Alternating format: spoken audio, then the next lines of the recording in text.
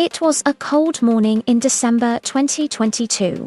The sky over Mumbai was lightly hazy, the sea breeze was cool and calm, but inside the embracing palatial building in Bandra West, everything was frozen in an eerie silence. This palace was home to Ananya Mehra, the girl who was once said to have a life no less than that of a film star. Beauty, wealth, fame, everything was at her feet. But today, she sat in a wheelchair in that palace, looking out the window with a longing gaze at the sea. 2 months ago, a terrible accident had taken her world away on an October night. Her parents, her husband, all of them had gone away from her in an instant. Shub was alive, broken, injured, and with the most painful truth. Her legs were still part of her body, but not her life. The doctors had made it clear that there was almost no chance of her walking again. But the real pain was not just that she could not walk. Rather, it was that behind the brilliance of life, she had built a wall of pride. And now, amidst that pride, that loneliness, she was drowning in her own pain. Her personal nurse Pooja was standing behind her. She had a shawl and medicine in her hand. "Madam, if you are tired, come inside."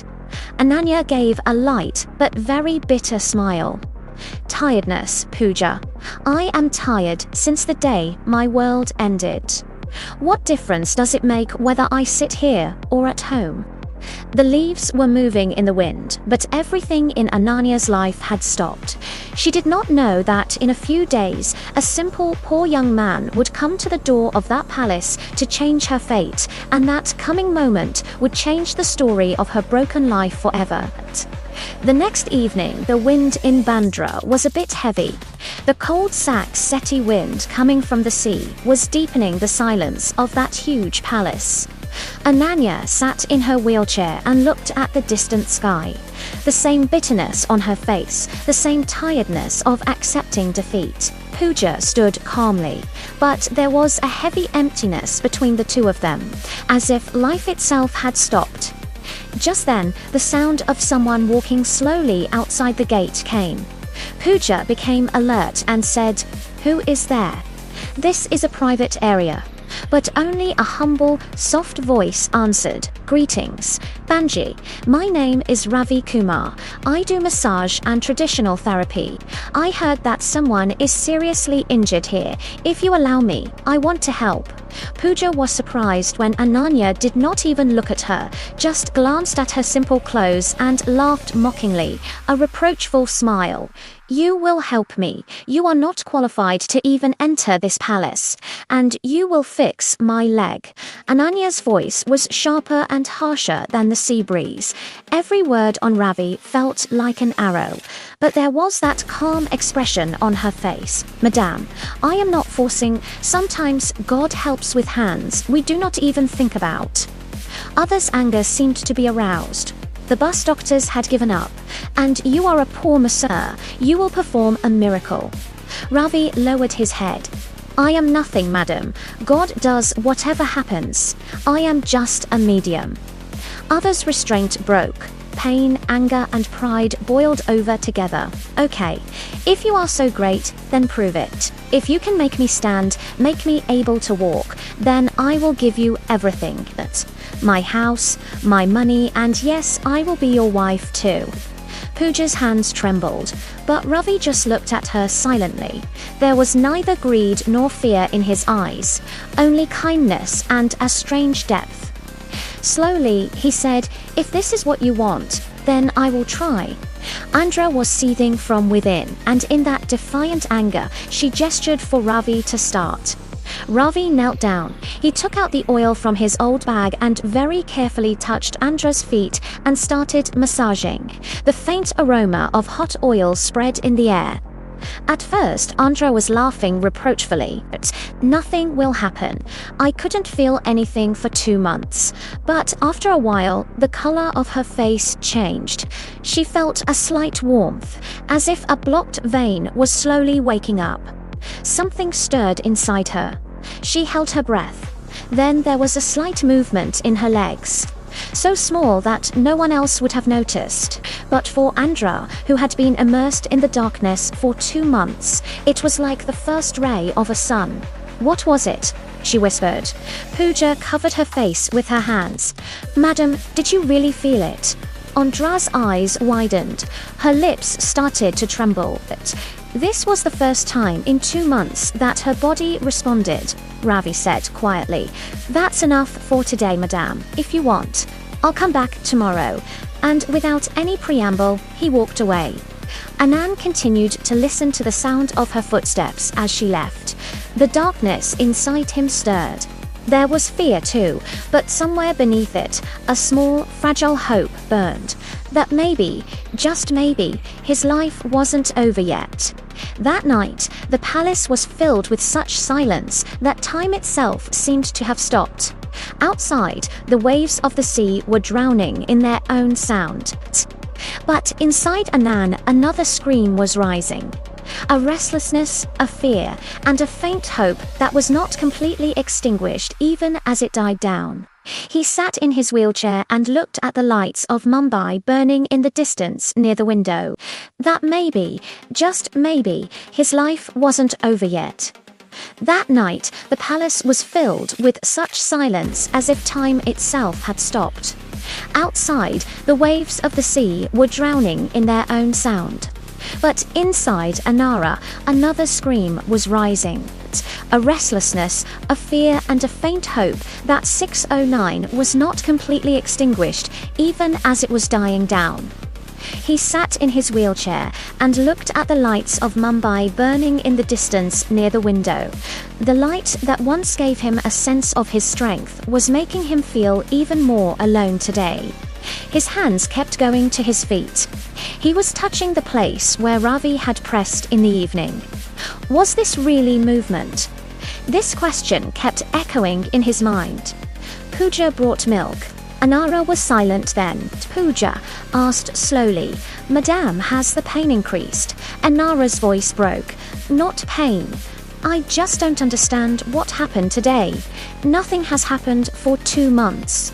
And today he couldn't finish the sentence. Pooja saw that for the first time there was not pride in Anara's eyes, but fear and a little light. The night was long. At first, she convinced herself that it was all imagination. But somewhere deep in her mind, that movement was forcing her to think again and again. The light morning breeze entered the room. Then Pooja placed the breakfast in front of her. Tanara said without any argument, "Leave it. I will try to eat." A faint hint of relief appeared on Pooja's face.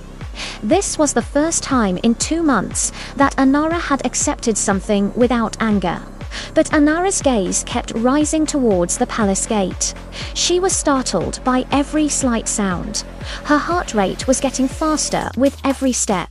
She herself did not want to accept it, but the truth was that she was waiting for someone. There was also fear in this coming. Let the movement of yesterday not be just a connection. Almost at dusk, that familiar walking posture was seen from the corner of the street. The old bag on her shoulder, a humble smile on her face, and the same peace in her eyes. Ravi was approaching the bed.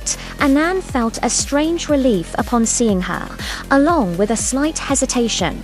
Pooja leaned over and said softly, "Madam, I think he has arrived." Anand admitted for the first time that, yes, I was waiting for him. When Ravi came in, the behavior of the security personnel also seemed to have changed. Today, they did not see anything strange in that ordinary young man. Ravi greeted Pooja and looking at Ananara, he simply asked, "Madam, how are you feeling today?" Ananara looked at him, but today there was no hardness in his eyes. "I am fine." And what happened yesterday, he was finding the words, but Ravi removed his hesitation. "Madam, that was your body's own strength. I just try. The rest is God's will." His simplicity, his humility touched Ananara deep inside. For the first time, he felt that there was no greed or self-interest in this young man, just a pure heart and passion. Ananara said softly, "Can we try again today?" Ravi bowed his head and said, "Surely, madam, a little effort every day may take you closer to your journey." At that moment, Andara felt that a small light had returned to her world. The light that the doctors could not bring, but an ordinary young man brought it with his calm hands. That morning, Ravi opened his old bag as if something strange was hidden inside. Andara was sitting near the balcony in a wheelchair. There was a strange, calm hope on his face. There was fear and somewhere, hesitation. His greatest fear was that the movement that had taken place last evening might not prove to be just a drama. Pooja was standing next to her, but there was something different in her eyes today. A slight glow, as if she was also waiting for some miracle. Ravi said in a soft voice, "Madam, we will need a little more time today. If there is any difficulty, let me know." Ananya nodded her head silently in agreement. Ravi took a few drops of oil and rubbed it on his palm and very carefully placed his hand on Ananya's feet. This time his touch was gentler and more conscious, as if he knew that this was not just a body massage but a time to touch a broken hope again. Nothing special happened in the first few minutes. There was only the light fragrance of oil in the room and the sound of the sea breeze coming from outside, but Ananya's heart was restless inside. She was sometimes closing her eyes, sometimes opening them. Every second felt heavy for her. 5 minutes, then 10 hours, were slowly moving forward. Then, suddenly, a warmth ran somewhere above her knees, light as if some frozen place had started melting from inside. Ananya's chest heaved in a jolt. "Stand up," that feeling again, his voice trembling with fear and hope. Ravi said calmly, without showing any enthusiasm, "Good, madam." This time, the veins were responding faster than before. "Just keep your breath steady." Pooja stood holding his hand. Her eyes were almost meek. After a few moments, a slight tremor spread from her forehead to her ankles. Not pain, but the gradual awakening of something sleeping. This feeling was no less than any other storm. After 2 months of silence, the body responding like this was like a lamp suddenly lighting up in a deep darkness. Ravi adjusted the pressure slightly, deep but controlled. He was keeping an eye on the other's breath and facial expressions at every moment, as if an experienced doctor knew how much the body could tolerate. After 30 minutes, he slowly withdrew his hand. "Madam, this is enough today. The veins are responding very well. If you do more, the body may get tired," he said calmly. Ananya took a deep breath and saw that her body was tired, but this was the first time in 2 months that she felt the fire that had risen inside her. "Ravi, the doctors had said that there was no hope. So how did all this happen?" His voice was not breaking this time, but rather searching. There was that same simple humility in Ravi's eyes. "The doctors are right, according to their calculations, madam, but sometimes the body makes its own way. We just try." Ananya fell silent for a moment as she looked at him. As ordinary as this boy looked, his mind was extraordinary. And just then, a big black car stopped outside the palace. Pooja looked out the window and then turned and said in a soft voice, "Madam, it seems Rajiv Malhotraji has arrived." The hope that had spread in Anna's eyes gradually narrowed and changed to caution. She knew that another struggle was about to begin today. As soon as Rajiv B. Malhotra's big black car stopped in front of the palace, a cold uneasiness spread throughout the atmosphere. Both power and doubt were flashing in the sound of that car stopping. Ananya lightly held her breath. She knew that it was not a good sign for Mamaji to come at this time. Pooja stood stunned to one side. Ravi bowed her head respectfully, but Rajiv's eyes immediately stopped on her, filled with sharp suspicion and somewhere insult. Ananya said with fake concern, "I heard that you are getting treatment from a masseuse." Her manner of saying masseuse was like someone looking at clothes lying in the mud. Ravi said politely, "Sir, I am just helping." But Rajiv raised his hand and stopped him. "I am not talking to you." Then he leaned towards Ananya and said, "Do you understand who these people are? How small are the resources of this house? Today he came for treatment and tomorrow he will not open the locker." There was not just doubt in his words. There was a kind of ownership. Ananya was not scared. "Uncle, you are talking too much for no reason. This came from my words." Rajiv's eyes narrowed at your words. "The doctor clearly said that there is no hope for your legs, and now you are trusting a stranger." This word felt like an arrow in Ananya's heart. She straightened up and said, "I was broken after the accident." "Yes, but that does not mean that everyone will cheat me." Rajiv turned his head and looked at Ravi. "And by what right do you stand so close to my niece? How much money did you take?" Pooja immediately said, "Sir Ravi did not ask for a single penny." Rajiv was stunned for a while.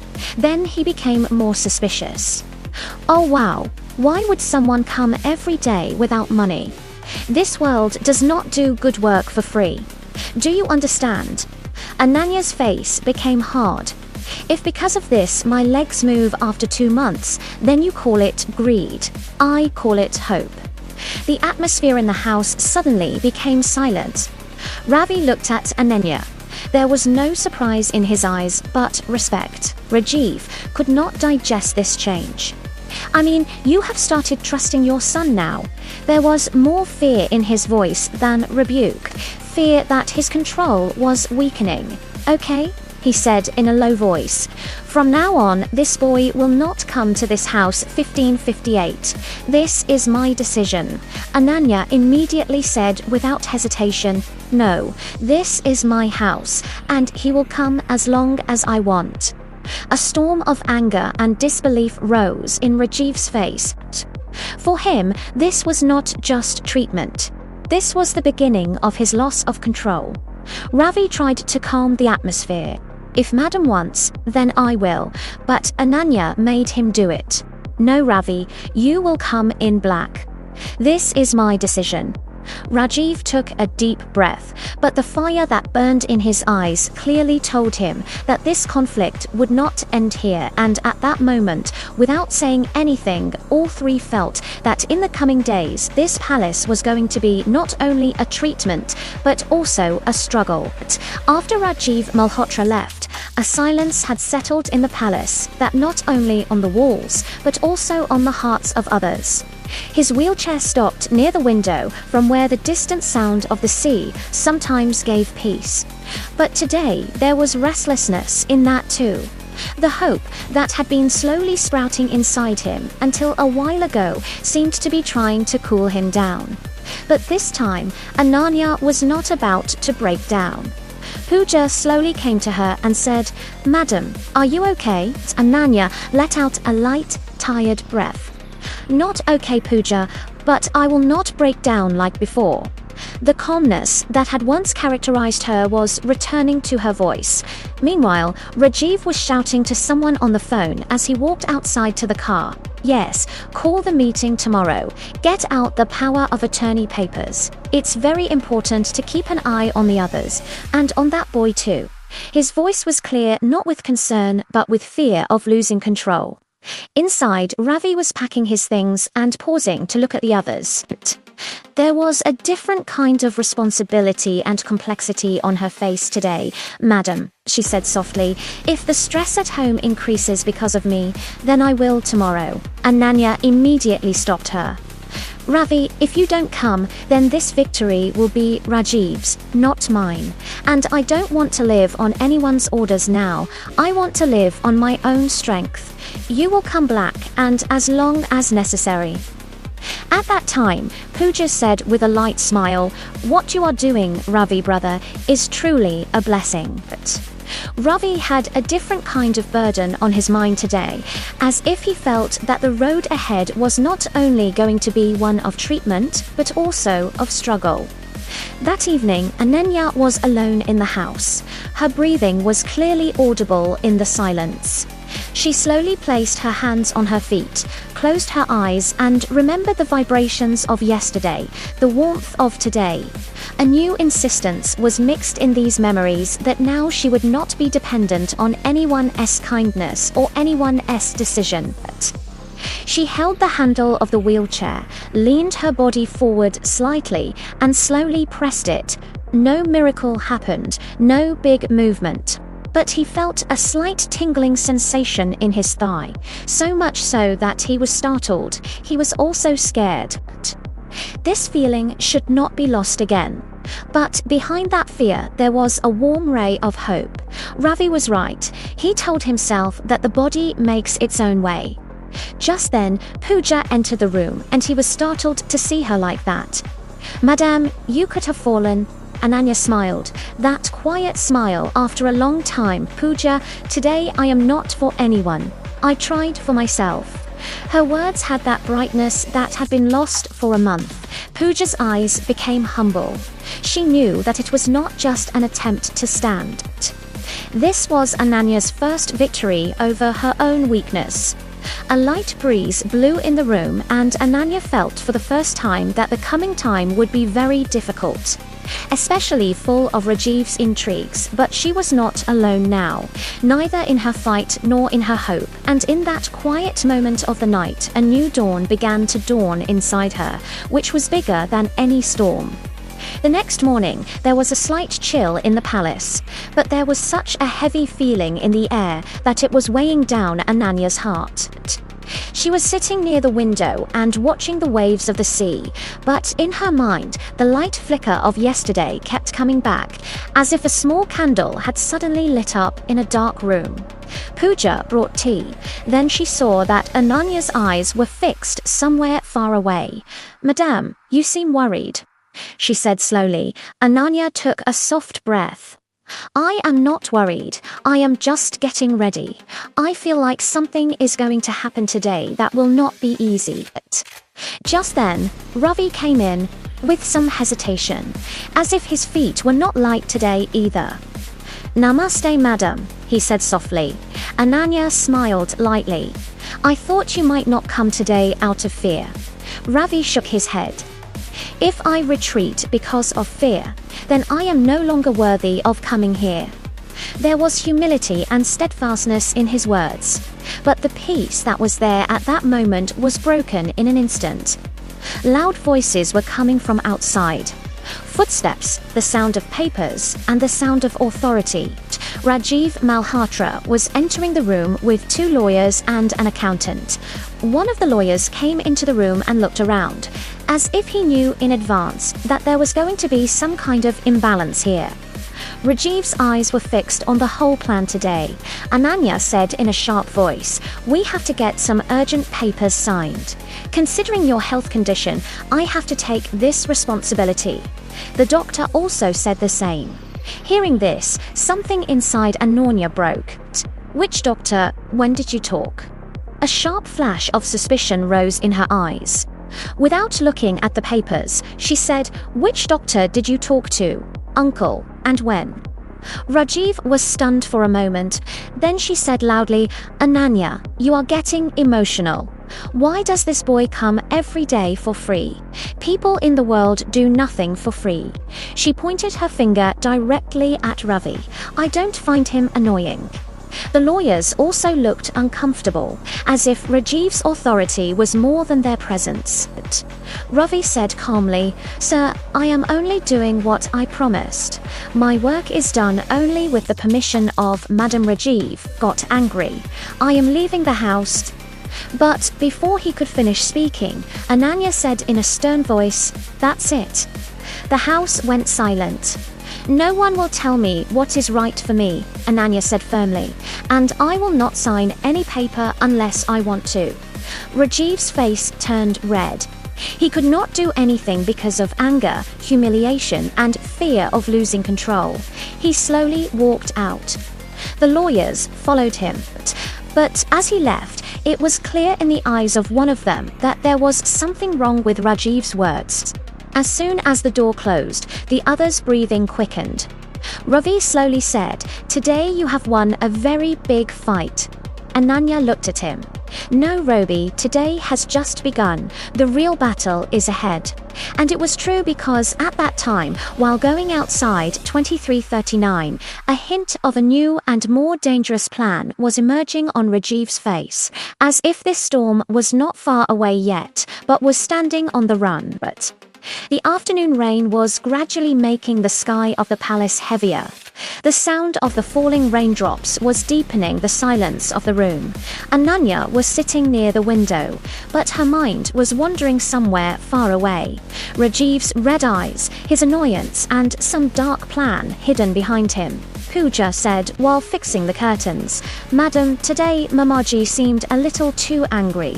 I am a little scared." Ananya slowly said, "I am too, Pooja, but I will not back down because I am scared. I just don't know what step he will take next." There was both hesitation and strength in her words. Just then, a loud noise came from the gate outside, as if someone had slammed the gate. Ananya, startled, went towards the window and saw two men in black raincoats surrounding Ravi and questioning him. The rain was heavy, but the movements of those men were clearly visible. There was hostility between them, and Ravi was just trying to calm down and stop them. One man pulled his bag and threw it on the ground. Ananya's heart sank. "Oh God, who are these people?" Pooja said in a trembling voice. "Madam, these seem to be Mamaji's people." Ananya's fingers got caught in the wheelchair. She couldn't have run downstairs even if she wanted to, and this helplessness was breaking her insides. Downstairs, Ravi was trying to explain, wet and trembling, "Brother, I only treat, nothing else." But the sound of rain was covering his words. Just then, a car came and stopped. Rajiv got out, but he didn't even take an umbrella, as if he had complete control over this whole situation. He slowly walked forward and said to Ravi, "Now I understand why Ananya listens to you. You are making her mentally weak." Ravi replied calmly, "Sir, that's not true." I stopped Rajiv immediately. "Shut up. If she is seen near this house from tomorrow, the consequences will not be good. Every mistake has to be paid for." At his signal, the two men pushed Ravi back slightly, so much so that he felt insulted but not hurt. It was just a warning, and this play of warning Rajiv was deliberately playing in the rain. Standing at the window above, Ananya was breaking down, watching all this. Her heart was beating fast. Not out of anger, but out of fear that she had exposed a person whom she had now started to value very much to this storm. Pooja slowly said, "Madam, you should go and say something." Ananya closed her eyes. "Not now. If I go down, she will hide her true form even more. But I will not let Ravi get hurt." Anyway, Ravi, without any argument, picked up her wet bag. There was a pain of humiliation on his face, but a deeper determination that this fight was now not only for Ananya, but also for him. He slowly disappeared into the rain, and standing at the window above, Ananya's eyes filled with tears.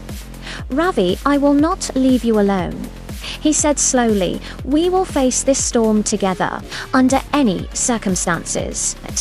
The silence that spread in the large corridors of the palace that night was not just silence, it was the footsteps of the coming war. The night was slowly descending on the palace, but this time the weight of darkness was not only outside, but also the hearts of others became heavy. Sitting in the dim light of the room, he looked out the window again and again. But that scene kept replaying in front of his eyes. Ravi, in wet clothes, that silent pain in his eyes, and turning back without saying anything. He had never felt such restlessness before. Perhaps because the last time he lost someone he called his own, his whole body was in pain. Thank you very much for watching this video. If you liked the video, don't forget to like, comment, and subscribe to my channel for more such romantic and attractive videos of Athran. See you again in another brand new video. Until then, stay well, stay healthy, stay safe. Warm wishes for all of you. Thank you all.